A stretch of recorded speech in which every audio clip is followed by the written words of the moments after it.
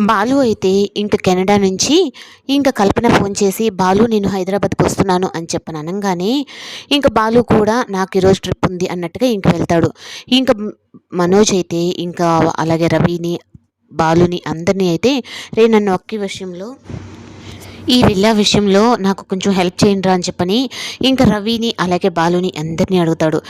రవి అయితే, "ఏంట్రా నువ్వు విల్లా కొనుక్కోవడం కోసం నేను వెళ్ళి మా అత్తగారిని డబ్బులు అడగాలా? అసలు అట్లాంటి క్యారెక్టర్ కూడా నాది కాదు" అన్నట్టుగా మొహం మీద చెప్పేస్తాడు.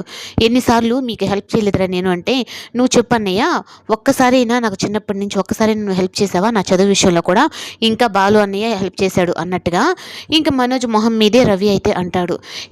కెనడా నుంచి కల్పన వచ్చింది అని చెప్పనని బాలునే తన కార్లో ఎక్కించుకొని, "ఎక్కడికెళ్ళాలి మేడం" అన్నట్టుగా ఇద్దరు మాట్లాడుకుంటూ ఉంటారు. "అయ్యో బాలు, నేను ఇక్కడికి వచ్చింది, నేను ఒక విల్లా కొన్నాను, దానికి రిజిస్ట్రేషన్ ఉంది ఈరోజు, దాని పని మీదే వచ్చాను, ముందరే అయిపోవాల్సింది, కానీ నాకు అవ్వలేదు, అప్పుడు నన్ను ఒక బ్రోకర్ మోసం చేశాడు, ఆ రోజు చూసావు కదా నువ్వు స్టేషన్ దగ్గర" అన్నట్టుగా తను చెప్తుంది. అలా చెప్పిన తర్వాత, "ఏ విల్లా ఏంటి" అని చెప్పంటే తను ఉన్న అపార్ట్మెంట్కి దగ్గరకైతే వెళ్ళి అక్కడ ఉన్న డాక్యుమెంట్స్ అన్నీ తీసుకొని అయితే వచ్చేసి మనోజ్ ఉండే ఆ విల్లా దగ్గరికి కల్పన కూడా బాలుని అక్కడికి తీసుకొని వెళ్తుంది.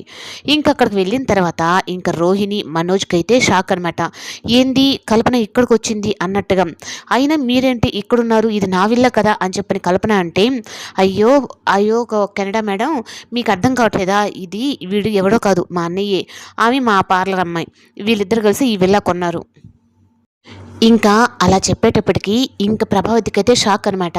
ప్రభావతి అయితే, విల్లాలోకి వచ్చేసాము, ఆ చీరలు అవన్నీ కట్టుకొని ఏముండడం, మనం ఇప్పుడు ఒక విల్లాకి యువరాణిని కదా, నేను ఒక జమీందారు మాదిరిగా కదా, అలాగే మనం ఉండాలి అని చెప్పని సత్యం తీసుకొని తన బొట్టు అన్నీ కూడా మార్చేసి డబ్బున్న వాళ్ళు ఎలా ఉంటారో అలాగే మొత్తం రెడీ అయిపోతుంది. "నువ్వు భలే ఉన్నావు ప్రభావతి" అంటే, "అయ్యో మీ దృష్టే నాకు తగిలేలా ఉంది, ఏంటండి మీరు అలా మాట్లాడతారు" అని ఇద్దరు మాట్లాడుకుంటూ ఉంటే, చూసారా, ఎంతైనా డబ్బున్న వాళ్ళ దగ్గర ఉంటేనే అదొక మనకు విలువ అన్నట్టుగా. మనోజ్ అయితే కల్పనను చూసిన తర్వాత నుంచి, "నేను కొన్న విల్లానే నువ్వెలా కొంటావు" అని చెప్పనని ఇద్దరి మధ్య గొడవ అయితే అవుతుంది. "అసలుకి నువ్వు డబ్బులు ఇచ్చాను అన్నావు కదా, మొత్తం డాక్యుమెంట్స్ నా మీద ఉన్నాయి, కావాలంటే చూడండి, ఈరోజు నేను రిజిస్ట్రేషన్ పెట్టుకోవాలని నేను కెనడా నుంచి వచ్చాను" అని కల్పన అంటుంది.